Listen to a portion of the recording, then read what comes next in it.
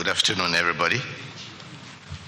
The Secretary to the Government of the Federation, honorable ministers here present, directors and directors general, ladies and gentlemen. What I will say will build on what the Secretary to the Government has already said. And it is that as of today, the 30th of April, 2020, 1,728 people have been confirmed to have the COVID-19 infection. The 196 new cases are distributed as follows: 87 in Lagos, 24 in Kano, 18 in Gombe, 17 in Kaduna, 16 in the Federal Capital Territory, 10 in Katsina, 8 in Sokoto, 7 in Edo, 6 in Borno, and 1 each in Adamawa, Ebonyi, and Yobe. Happily, 307 persons have been successfully treated and discharged home, showing that COVID-19 is curable. But sadly, 51 deaths have been recorded. Active community transmission and scale-up of case finding are expressed in the increasing numbers of confirmed persons you just heard. And as I stated yesterday, bed spaces and isolation centers at state level need to match this increase and necessitates my appeal to all citizens, especially property and hotel owners, to recognize the imminent needs and the social responsibility of working with state governments and the federal government to make facilities available for temporary use in emergency situations. It is of concern to us all that everything should not be left to government alone. We must all take collective ownership of the health and well-being of our citizens.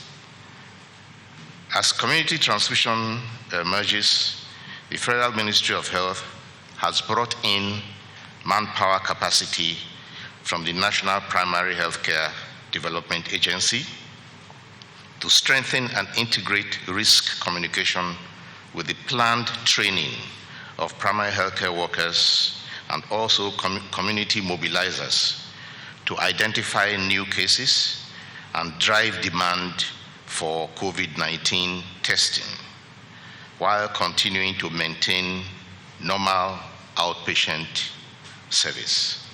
I commend the Executive Director of the National Primary Healthcare Agency for this initiative. This ensures that health services provision does not suffer at the primary healthcare level, but also that health workforce remains safe. NPHCDA will anchor community engagement and mobilization for COVID-19. The ministerial task team that was sent on a fact-finding mission to Kano has sent in an interim report which provided information on the needs, the strengths, and weaknesses of the Kano response system. While I await a full report, this will guide the Federal Ministry of Health and PTF in supporting Kano State COVID-19 Task Force with necessary material, training, and human resources. They will include assembling and dispatching a technical team from Federal Ministry of Health and also from the Infectious Disease Hospital in Irua to join a technical team from Lagos Ministry of Health, which is already on ground in Kano at the request of His Excellency the Governor. There will therefore be a good pool of very experienced hands-on experts to support the leading role of Kano State in the response. An emergency medical team from the Federal Ministry of Health has also left Abuja with ambulances, 5 of them kindly donated by Federal Road Safety Corps, on their way to Kano to provide emergency service in view of movement restrictions arising from the lockdown. I shall, as usual, request all citizens to adhere to advisories, stay home and do not travel anywhere, because there is no call for everyone to return to their village. You are safe where you are, and if anything happens to you, you will receive good treatment there. Wear a mask or a face covering if you must go out of your house, and make sure to wash your mask every day and iron it if possible. Also, wash your hands regularly and practice respiratory hygiene. Remember social distancing, avoid crowds, and inform those around you of these advisories. I once again call on all health workers to stringently follow laid down standard infection prevention and control measures at all times and not to take any risks. We cannot afford to lose the service of essential manpower at this time. Every client coming to your facility should be treated with respect, but with a high index of suspicion for COVID-19.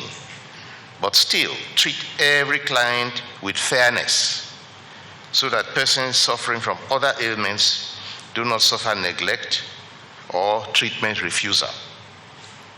It is not ethical to turn clients away without at least giving them a medical advice. Neither should a person in distress be refused care in an emergency situation. The advisory on case management is accessible online. Resources and real-time information on COVID-19 can be found in the social media handles of Federal Ministry of Health and NCDC, the Federal Ministry of Health website, and the NCDC COVID-19 microsite are well known, covid19.ncdc.gov.ng. Thank you. I will now invite the Director General of the Nigeria Center for Disease Control to speak.